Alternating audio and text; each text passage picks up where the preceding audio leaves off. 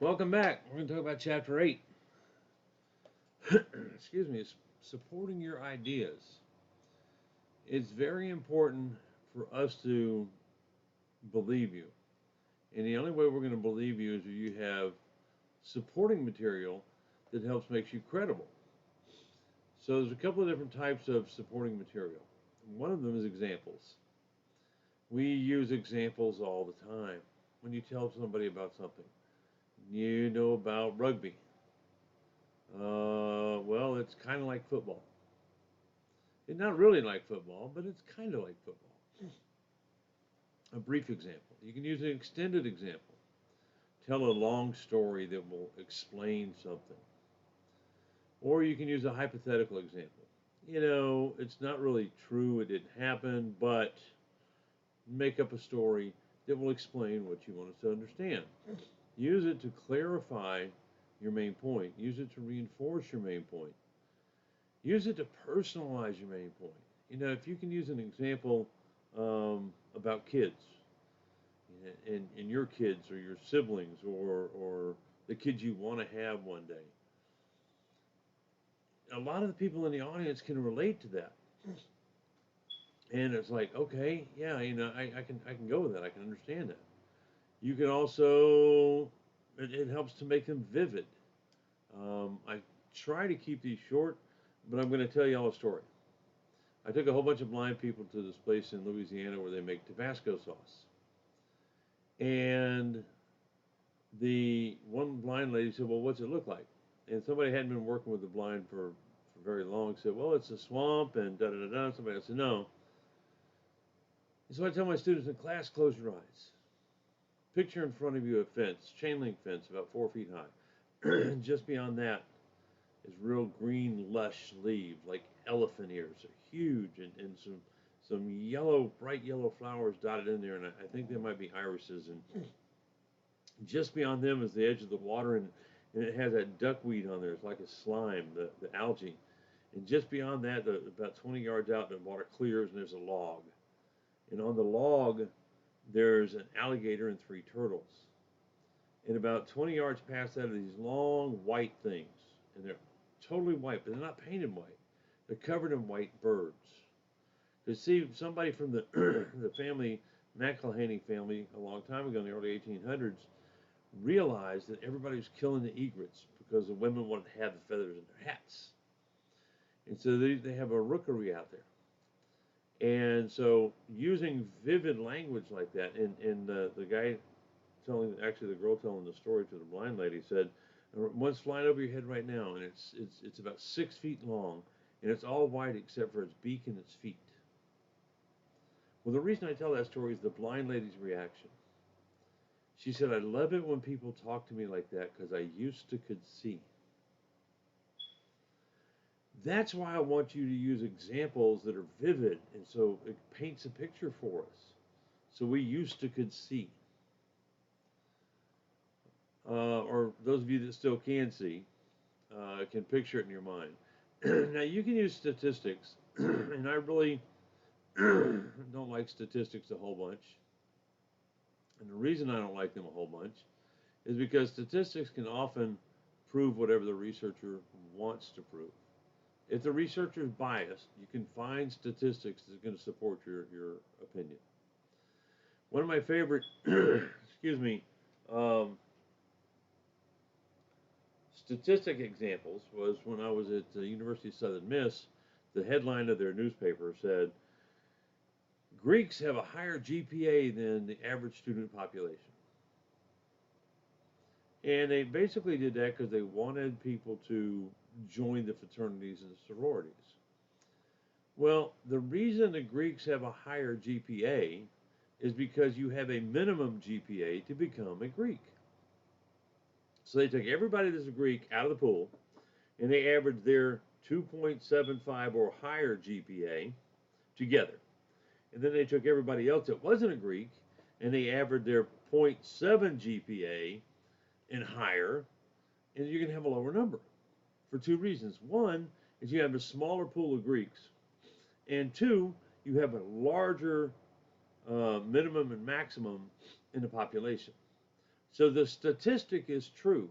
Greeks have a higher GPA, but it really doesn't mean anything if you look at it. So what do the numbers represent? The numbers represent that you got to have a high GPA to get in the Greeks. How were they measured? Well, GPA is pretty easy to measure, but was it a survey? I was watching a TV show one time, and they had a makeover for something, some business, and they put up a sign, voted number one. Well, they voted number one because the people doing the makeover and the owner voted it number one. So that's the statistics that they used. Now, in statistics, you have a mean, median, and mode. Mean is another way of saying average. It's the average number. Median is the middle number. It's not always the average number, but it's the middle from the, if your span is, say 70, your median might be 30, or median would be 35, but your average or your mean might be 62. And mode, what is the most common number that comes up? And the question is, are they reliable? Are the numbers that whoever's collecting this data to create statistics reliable? If they're not, your statistics aren't valid. Use statistics to quantify something. A lot of times students will get up there and say the Earth is 5,875,452 miles from the sun. And I don't know if that's the right number or not. I just made it up. But you want to quantify it, but on the other hand, you want to do it in a way we can understand it and remember it. And that would be something like the moon is about, or the Earth is about 5 million miles from the sun. Please don't quote me, especially if you're in a science class, because I don't want your professor getting on to me because I gave you the wrong numbers. Use numbers sparingly. How many times have you sat through a lecture and it was like this number after that number after this number after that number? You can't keep up with them all. So use statistics sparingly. Cite your statistics. Where did you get them from?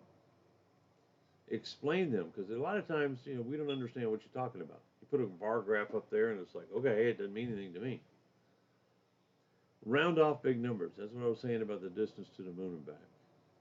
You can also use testimony. Testimony is somebody's story. We see that all the time in advertising. This hair loss product worked great for me, and this weight loss product worked great for me. But who is giving the testimony? This terrible thing that happened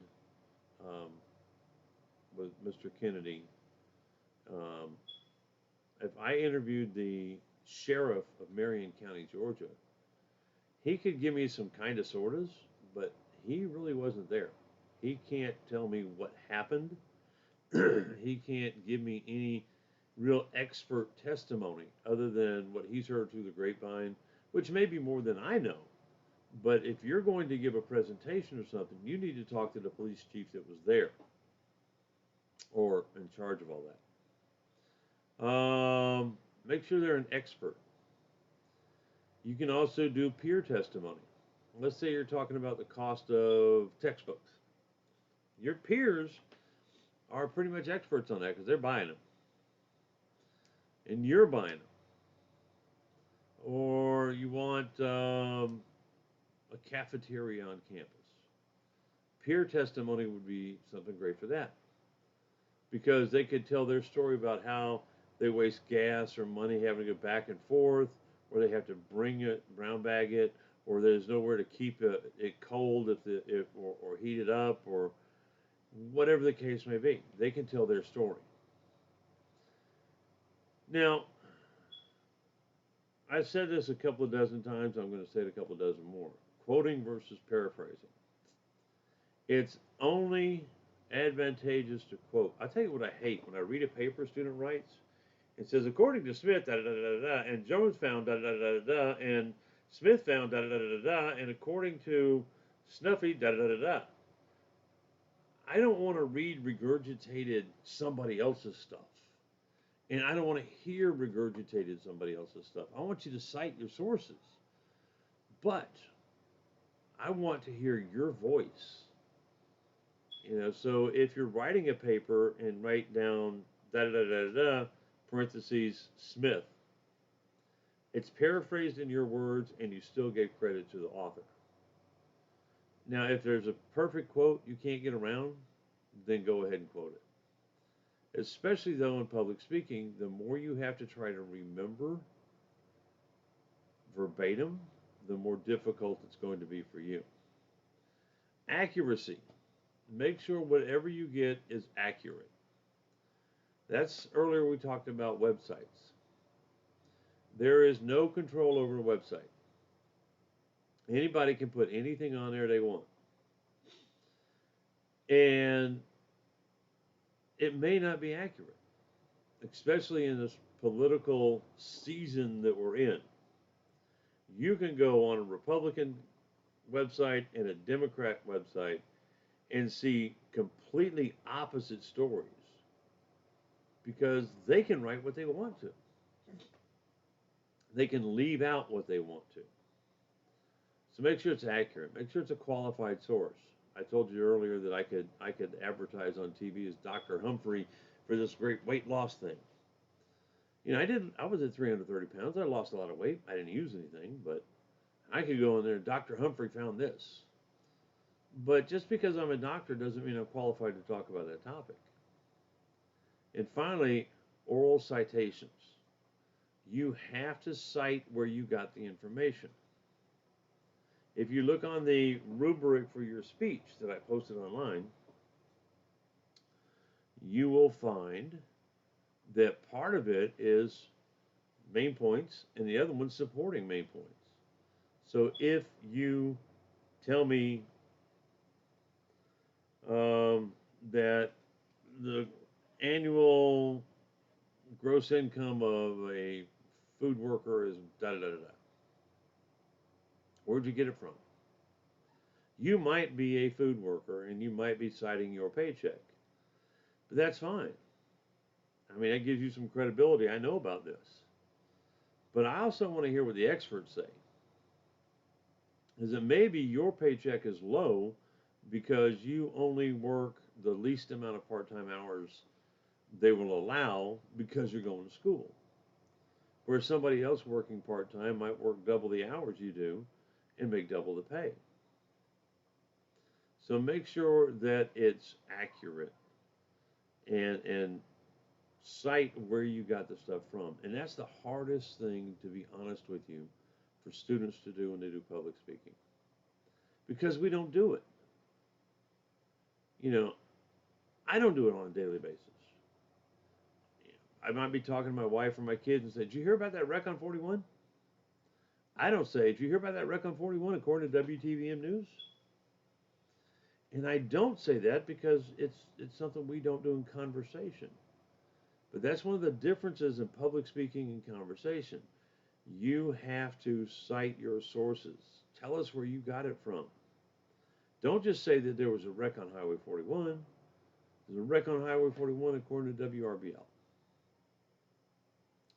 The price of so-and-so according to the New York Times. In an article by Smith and Jones, so-and-so, so-and-so. Now, you don't have to give me the full citation. You need to write it on your references section that you're going to send me. But just like in text, when you're writing an essay, you don't write the whole citation in the text. You just put the author's name and the date. Depends on how you're citing it, different citation methods. But you need to cite in your speech, orally, where you got the stuff. So that is the end of Chapter 8, folks. As soon as I get it posted, I'll be doing Chapter 9. And then we'll get Chapter 10 done this week. I hope it's going well for you. I hope the videos are helping me explain the chapters to you. And if there's anything that I need to do in these videos, please make sure you let me know. All right. Thank you, and I'll see you next time.